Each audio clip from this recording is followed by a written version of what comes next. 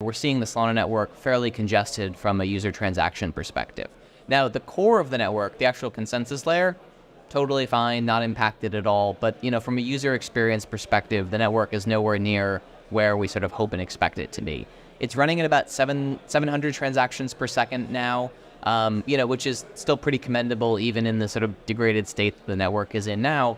But, these are sort of situations where there's a lot of work that still is being done on the Solana core protocol. And so one of the components here that, there was a known, a bottleneck, let's call it that way, in it, is in the networking stack implementation with one specific component in that.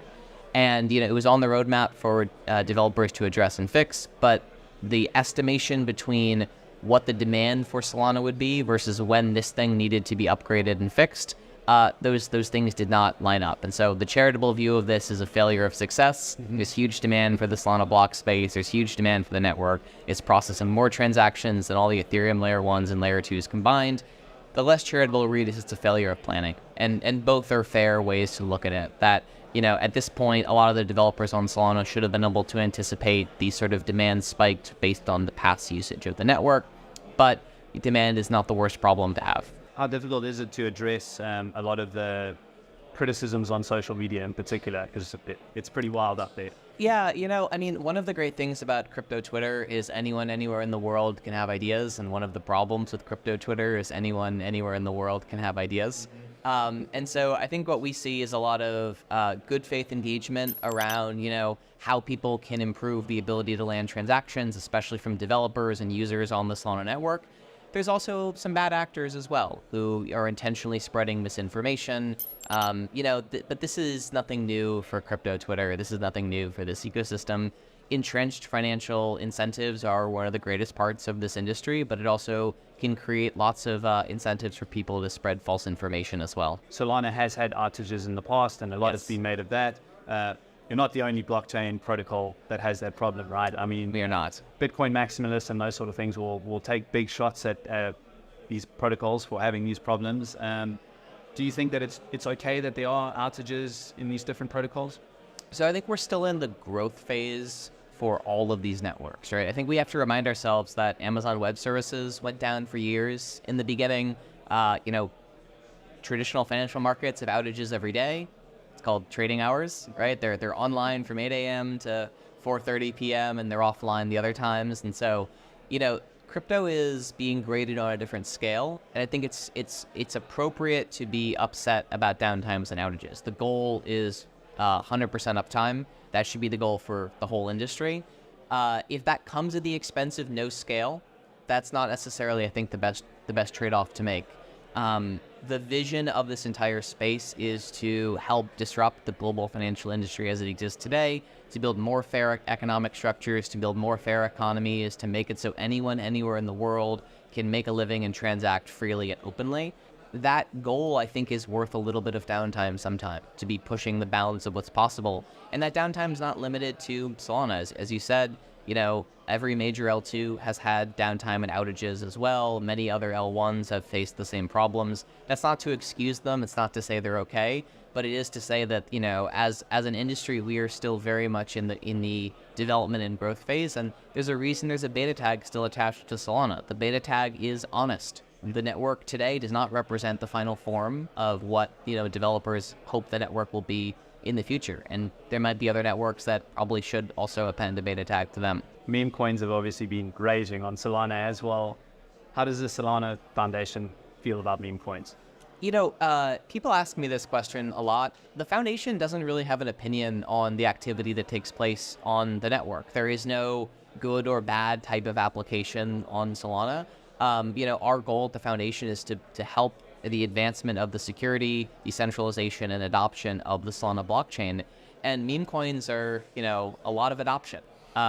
They are a stress test of the network with very low risk also. So there's a lot of good things that come out of meme coins using the network. There's one meme coin that recently launched that had a new type of transaction that, really stressed a bunch of Solana network. And that's part of where some of the congestion we're seeing today comes from.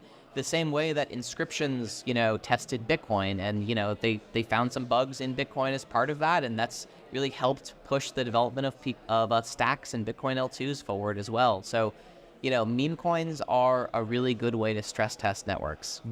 And yeah, I mean, you mentioned that it did lead to some of this congestion. How much can you actually do about that? I mean, from a development perspective, when you're getting these surges in activity? So what the Web2 people will say is just start blocking stuff. We know how to do this all the time. There's a big button in Cloudflare that says under attack, block a bunch of connections. We don't want that either, right? That is not the blockchain way. And so, there are solutions that are sort of very quick and dirty solutions, like just raise fees on the network. But raising fees on the network is sort of the last resort. There are a lot of systems like stake-weighted quality of service that can be used to help filter out transactions that are more valuable or less reputable or more reputable.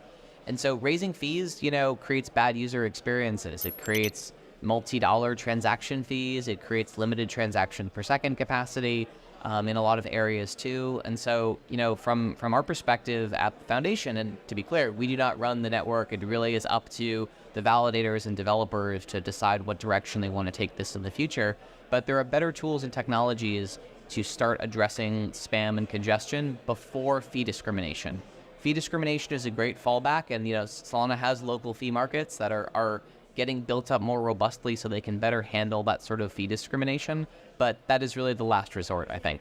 Kind of brings me to the next point, censorship. I remember a few years ago writing a story about people like putting metadata on the Bitcoin blockchain that contain pornography, and there was some criticisms about some of the like racist meme coins that came out on Solana. Obviously you have no control about that, but it does raise the question, like, what does the ecosystem do when some really unsavory things are happening on the chain? So the ecosystem has actually done a ton to address this. Wallets like Phantom and other leading wallets and Backpack, they already block spam NFTs that are trying to, send you to a fraudulent website. They hide a bunch of, fake stable coins that pretend to be USDC but aren't actually issued by Circle. And so from that perspective, removing, racist or other types of meme coins from the front-end user experience is something that already happens daily in crypto and not just on Solana. And so, we think this is best addressed on the user-facing side, on the front ends, on these interfaces that people use to interact with blockchain. But the core base layer of Solana has to remain permissionless, decentralized, and open. And if that means that, people are putting material that I personally object to on the network, that is unfortunate, but it is not something where, the foundation or any other actor in the network has the technical ability to restrict that or should be advocating for that type of restriction. One analogy here is it's like internet service providers. The United States, Verizon, Comcast, AT&T, T-Mobile, these entities are not expected to prevent a phishing email from landing in your inbox. These are understood as being different stacks and different levels of the network. And blockchain at its core, it is base layer neutral communications infrastructure for whatever people want to build on top of it. And so it's really important that it remains that way. There are protocols that are doing airdrops that have said that any wallet that's interacted with these, racist meme coins will be ineligible for an airdrop. Economic incentives are really powerful. And so I think that sort of community control over how they want their users and their tokens to be distributed, that is really powerful. And so, these things don't have to be solved at the base layer. They can be solved above. Austin, thanks very much for your time. Thanks for chatting to us, and we look forward to seeing you at the next conference. Yes, thank you.